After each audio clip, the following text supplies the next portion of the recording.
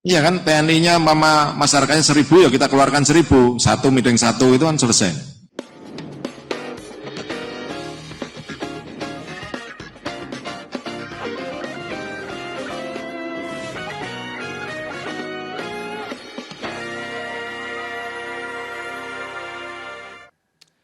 Halo, selamat malam dan selamat datang di Konspirasi Prabu. Malam ini saya akan membawakan informasi mengenai isu-isu terkini dan dimulai dari pernyataan Panglima TNI Laksamana Yudo Margono soal kericuhan di Pulau Rempang, Batam yang jadi sorotan usai ia perintahkan prajuritnya untuk piting pendemo. Nah, kata piting ini yang jadi kritikan karena netizen ataupun masyarakat mengartikan kata piting ini secara berbeda. Tapi pada akhirnya Panglima meminta maaf terkait hal ini dan selain itu juga soal relokasi dampak pembangunan Rampang Eco City, pemerintah pastikan akan menyiapkan hunian baru dan tanah 500 meter persegi untuk satu kepala keluarga.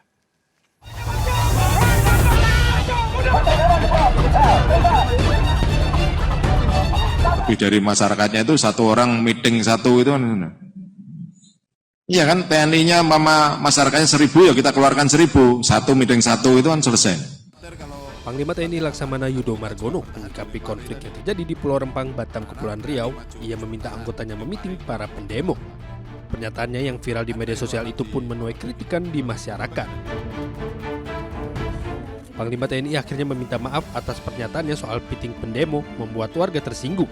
Ia juga meminta maaf apabila ucapan itu membuat masyarakat salah paham dengan memaknai kata piting secara berbeda. Tidak ada saya mengerahkan pasukan, karena memang nggak ada permintaan untuk pengarahan pasukan yang sebanyak itu, kan perumahan saja. Tapi kalau pengertian masyarakat mungkin lain-lain di masyarakat ya pada kesempatan ini saya mohon maaf yang sebelumnya. Sekali lagi ya saya mohon maaf, mungkin ada pernyataan kemarin yang dinilai mungkin sebagian banyak masyarakat yang menganggap mungkin kata-kata saya yang tidak etis dan sebagainya, saya mohon maaf. Selain itu, Menteri Investasi yang juga Kepala Badan Koordinasi Penanaman Modal BKPM, Bahlil Lahadalia, memastikan pemerintah akan menyiapkan hunian baru untuk 700 kepala keluarga yang terdampak pengembangan investasi Rempang Eco City tahap pertama. Insya Allah semuanya ada jalan yang baik, yang penting dikomunikasikan baik-baik, hak-hak keseluruhan rakyat kita harus jaga, jangan kita zalimi mereka, tapi juga harus kita lihat perkembangan terhadap investasi. Ya. Proyek perumahan tersebut akan dibangun dalam kurun waktu 6 hingga 7 bulan. Sementara menunggu waktu konstruksi, warga akan diberikan fasilitas berupa uang dan tempat tinggal sementara. Bahlil mengungkapkan, pemerintah telah menyiapkan tanah seluas 500 meter persegi per kepala keluarga. Pemerintah juga menyiapkan uang tunggu transisi sebesar 1,2 juta rupiah dan biaya sewa rumah 1,2 juta per orang, termasuk dengan tanam tumbuh, kerambah ikan dan sampan di laut. Wilayah ini juga akan dibangun pabrik kaca dan panel surya dengan nilai investasi yang masuk pada proyek mencapai 175 triliun rupiah dan bisa terus meningkat hingga 360 triliun rupiah.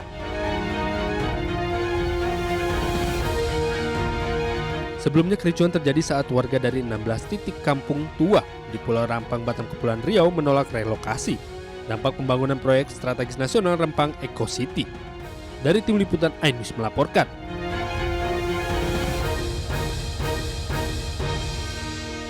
Artis Wulan Guritno kembali datangi Bareskrim Polri untuk menjalani pemeriksaan lanjutan dengan penyidik. Kedatangan Wulan Guritno terkait lanjutan permintaan klarifikasi promosi judi online pada tahun 2020.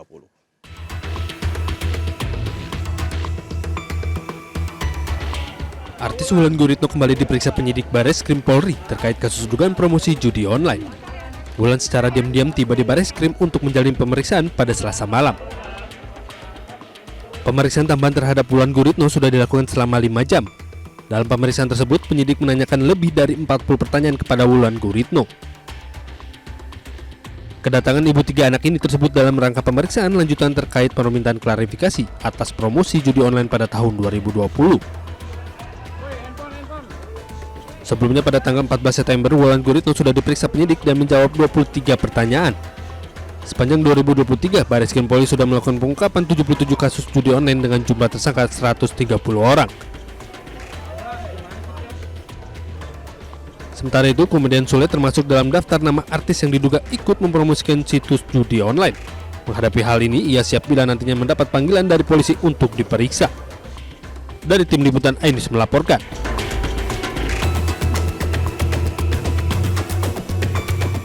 Kasus film porno lokal yang melibatkan selebgram dan artis masih terus bergulir. Dari 16 pemeran film porno yang dipanggil polisi, baru 12 orang yang hadir pemeriksaan. Salah satunya adalah Siskae, 2 kali mangkir dan terancam dijemput paksa. Setelah pemeriksaan, polisi akan berdiskusi dengan para pakar dari ahli IT hingga ahli bidang pornografi untuk menentukan kepastian hukumnya.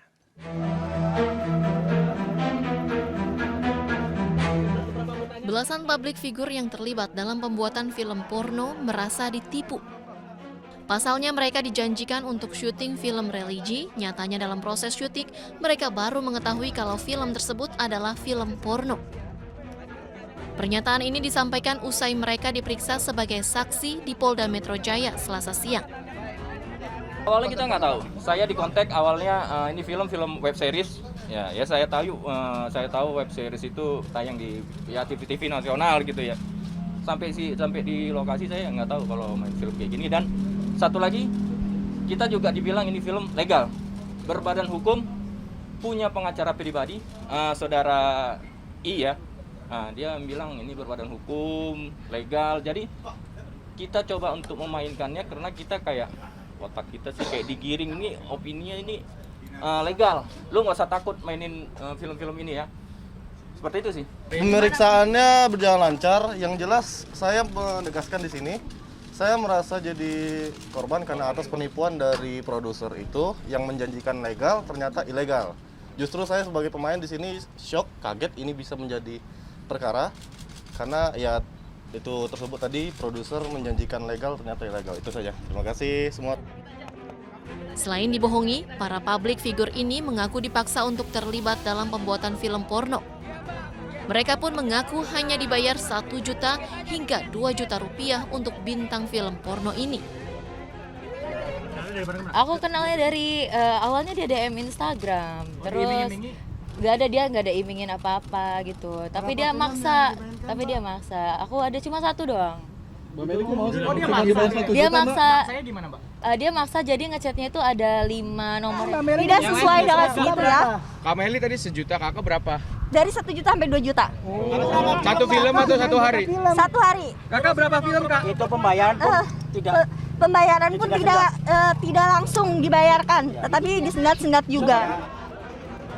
Total ada 12 publik figur wanita dan 5 pria yang terlibat dalam kasus film porno. Mereka berasal dari kalangan selebgram hingga artis. Dari total 17 orang, hingga kini baru 12 orang yang sudah diperiksa. Ke-12 pemain yang berstatus saksi ini terdiri dari 8 pemeran wanita dan 4 pemeran pria. Dari Jakarta, Jen Cahyani, Eri Nugraha, iNews melaporkan.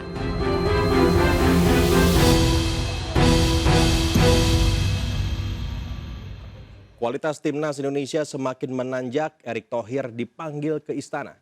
Selengkapnya usai jeda, hanya di Konspirasi Prabu.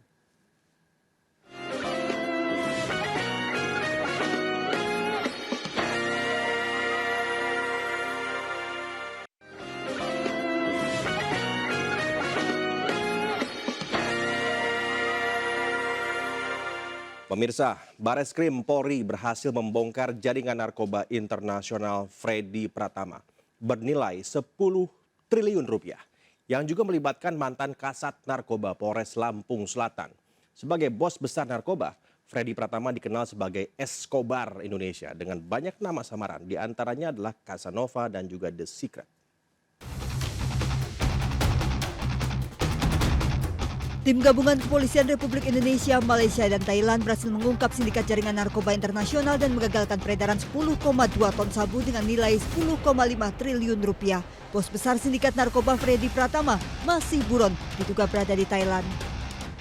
Dari 39 tersangka jaringan Freddy Pratama, salah satunya juga menyeret mantan Kasat Narkoba Polres Lampung Selatan AKP Andri Gustami yang terlibat sebagai kurir spesial melancarkan pengiriman narkotika saat melintasi kawasan Seaport Interdiction, Pelabuhan Bakauheni, Lampung menuju Pulau Jawa. AKP Andri bersama 2 anggota Polres Lampung Selatan telah ditangkap di Propam Polda Lampung pada 29 Juni 2023. Jaringan anak buah Freddy Pratama lewat AKP Andri Gustami juga menjerat seorang napi lapas Nusa Kambangan dan istrinya selebgram asal Palembang, Adelia Putri Salma. Cara kerja Freddy Pratama rapi dan terstruktur hingga dijuluki Escobar Indonesia dengan nama samaran The Secret, Casanova, Miming, Airbag hingga Mojopahit. Untuk menyamarkan, Freddy dan jaringannya berkomunikasi melalui BlackBerry Messenger. Dalam mengoperasikan sindikat narkoba ini, yang saya sampaikan tadi inilah sebuah organisasi sindikat yang rapi, terstruktur, dan sudah diatur sedemikian rupa oleh Freddy Pratama, siapa berbuat apa, ada yang bagian operasional, bagian keuangan, bagian pembuat dokumen, pengumpul dan membawa uang, dan lain sebagainya. 4 unit mobil, 1 motor besar dan bangunan berlantai 3 di Banjarmasin, Kalimantan Selatan disita aparat bernilai 43 miliar rupiah. Bangunan difungsikan sebagai rumah makan, kafe, dan hotel telah ditetapkan pengadilan aset milik gembong narkoba Freddy Pratama hasil tindak pidana pencucian uang. Selain mengejar Freddy Pratama, Polri juga memburu aset-aset miliknya yang diduga hasil tindak pidana pencucian uang dari bisnis narkoba. Saat ini jumlah aset sang Escobar Indonesia di sejumlah wilayah tanah air yang sudah berhasil disita mencapai 111 miliar rupiah. Tim Liputan iNews melaporkan. Sementara itu, kualitas timnas Indonesia semakin menanjak. Timnas yang sedang berlaga di Asian Games meraih kemenangan kemarin malam. Sebelumnya Indonesia juga telah mencetak sejarah lolos ke Piala Asia di 3 level usia. Ketua Umum PSSI Erick Thohir hari ini dipanggil Presiden di Istana membahas pengembangan sepak bola secara menyeluruh. Timnas Indonesia kembali meraih hasil positif di ajang internasional. Di Asian Games 2022, Timnas U24 kalahkan Kirgistan pada laga perdana grup F. 2 gol dicetak Ramai Rumakik dan Hugo Samir.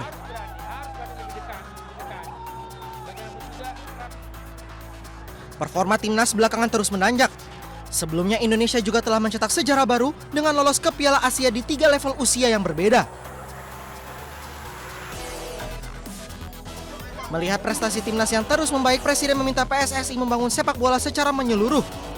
Erick Thohir Rabu pagi bertemu Presiden di Istana untuk membahas pengembangan sepak bola nasional dan persiapan Piala Dunia U17. Saat pembukaan, yaitu tanggal 10 November, di mana akan dihadiri juga oleh Presiden FIFA. Dan Presiden FIFA, kalau tidak ada jadwal tentu yang mendadak, tanggal 9 sudah ada di Jakarta, untuk juga mengunjungi fasilitas training center yang dibantu oleh FIFA kurang lebih hampir pendanaan 100 miliar yang akan besok juga rencana tanggal 22 ada peletakan batu pertama. Jadi itu nomor 1 mengenai pembukaan. Yang kedua juga menyampaikan Bapak Presiden mengenai tentu alasan FIFA memilih daripada kota-kota tersebut. Sedangkan untuk Timnas U17 saat ini sedang menjalani pemusatan latihan dan uji coba di Jerman. Pemusatan latihan ini menjadi bagian dari persiapan menuju Piala Dunia U17 yang akan digelar di Indonesia. Garuda Muda bergabung di grup A bersama Ekuador, Panama, serta Maroko dan akan bertanding perdana di Stadion Gelora Bung Tomo pada 10 November 2023. Suara Nahdlatul Ulama dianggap jadi penentu di Pilpres 2024. Bahkan Presiden Joko Widodo menaruh perhatian khusus karena organisasi NU tersebar di seluruh wilayah Indonesia.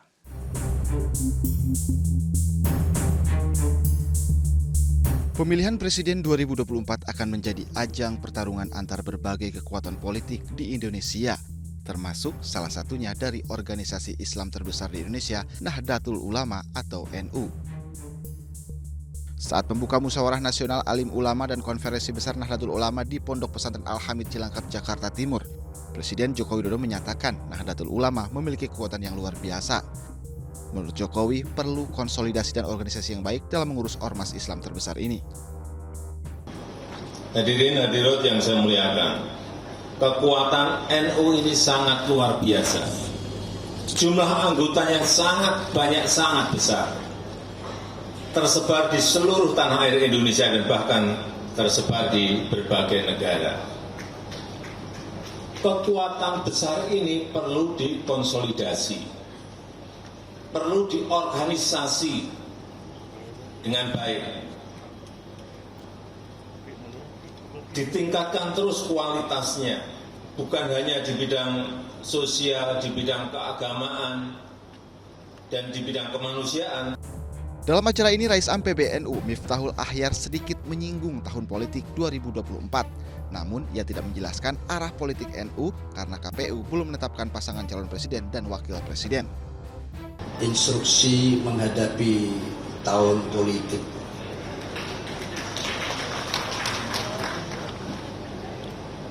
Kira-kira disampaikan enggak ya?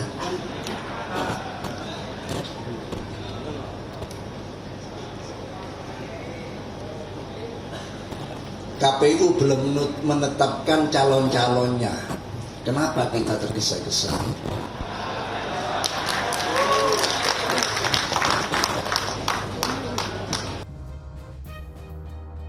Sementara itu, Ketua Umum PBNU Yahya Holil Stakuf menyampaikan bahwa para kiai tidak dilarang mendeklarasikan dukungan politik di 2024. Namun demikian, menurut Gus Yahya, dukungan itu tidak boleh mengatasnamakan Nahdlatul Ulama. Parpol koalisi pengusung Ganjar masih mengutak-atik sosok paling tepat untuk pendamping Ganjar. Konspirasi Prabu segera kembali usai jeda.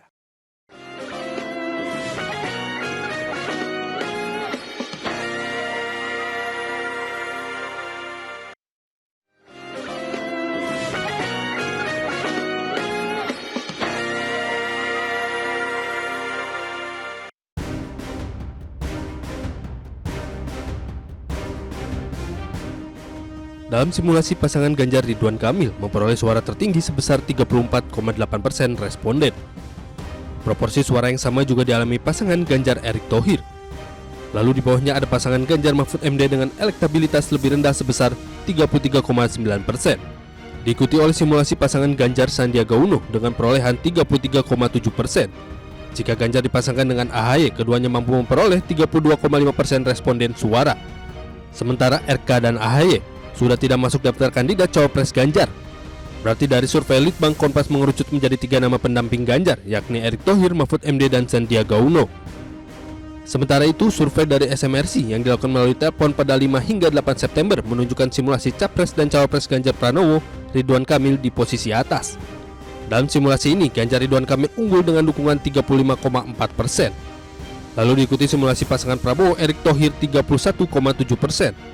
Sementara itu, pasangan simulasi Anies Mohaimin sebanyak 16,5% dan masih ada 16,4% yang belum jawab. Selain itu, Saidiman, peneliti dari SMRC, menyebut pasangan Anies Mohaimin belum memiliki efek dukungan walaupun telah lebih dulu mengumumkan sosok cawapres beberapa waktu lalu dan belum punya efek yang menaikkan dukungan Anies ketika dia berpasangan dengan Mohaimin. Survei ini menjadi penting dan kami menemukan bahwa yang bisa kami simpulkan adalah bahwa deklarasi itu belum terlihat dampak positifnya ya bagi kemajuan dukungan pada Anies Baswedan.